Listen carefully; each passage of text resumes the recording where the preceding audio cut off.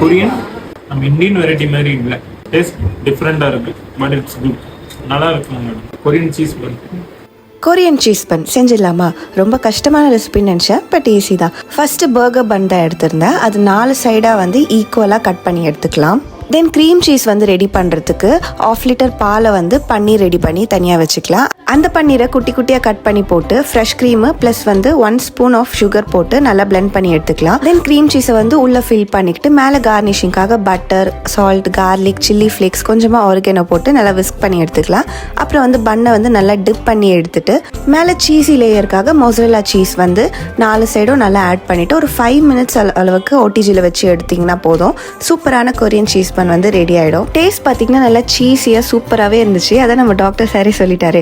So இந்த video பிடிச்சிருந்தா மறக்காம நம்ம சேனலை சப்ஸ்கிரைப் பண்ணிக்கோங்க. ஓகே, இதே மாதிரி நல்லா பண்ணுங்க, ஃபுல்லாக கூட கொடுத்துருங்க, நல்லா தான் இருக்கு. Okay, thank you.